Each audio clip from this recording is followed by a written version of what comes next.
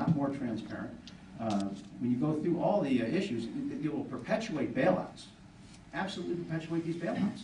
What they are going to do, is they create a resolution process outside of bankruptcy that will absolutely encourage and incent more bailouts where the taxpayers will be held on the hook. This is not moving us forward, and it's going to kill jobs. You talk to these small local banks, they will tell you they're in a position where they need to shrink their balance sheets. They are going to retrench. We're hearing about the CEOs and getting all their big bonuses at a time when we're feeling the pinch. And, is that not false? No, here's the issue. Here's the issue. Under the TARP law, the Secretary of the Treasury has the authority to regulate executive compensation, as well as not only executive compensation, but he can also regulate severance packages. And Secretary Geithner has failed to do that. He has the power under the TARP law to do that. It's not occurred. But the problem they've run into with some of the types of initiatives or legislation they tried to pass, they want to drill down to the lowest level employees now and determine salary, not for the top guys, but far down the chain. What should the bank teller make here at a local bank that is in the TARP? Should the federal government determine that if they're in TARP or not? And that's why a lot of them are out of TARP. They've paid back the money. Many of them have, with interest, dividends, and warrants. And so that's really the issue. I mean, if you understand where I'm coming from here, hey, if you're in the TARP, the Secretary of the Treasury does have the authority to regulate, and he should, executive compensation for those who are, in the TARP. They have that authority now.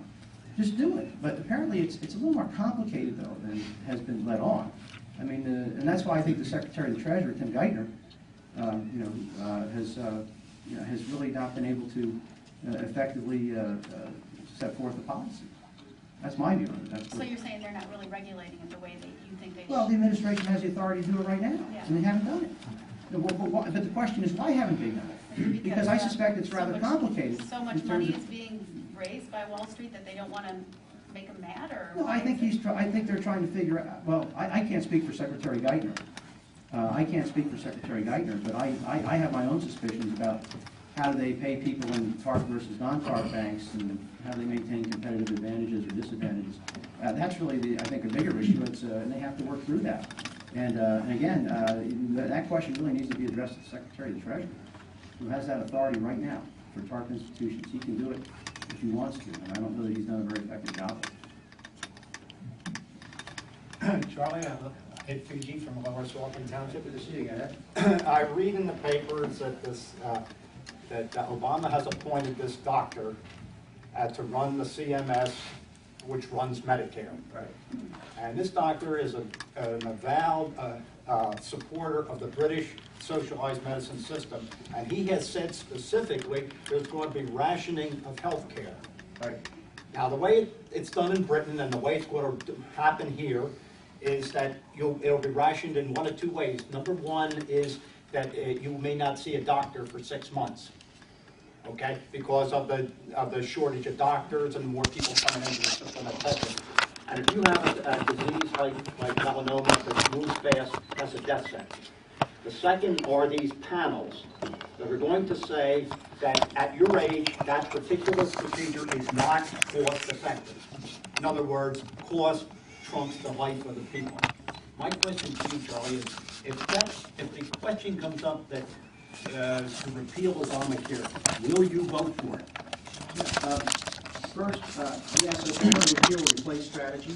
Wally Herger has a bill that would repeal it and replace it with sensible reforms, which I can get into. And I've been supportive of that because I think the law is so fundamentally flawed. I mean, and just to speak to your point about what the Centers for Medicare and Medicaid Services, what's happening there.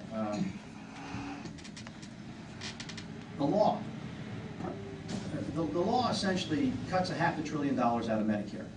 It takes money out of Medicare by $500 billion, and it raises probably a little over $500 billion in new taxes, more than 20 taxes, to create a $1 trillion entitlement program. When fully implemented, the entire program will cost about $2.5 trillion. Okay? That's the reality.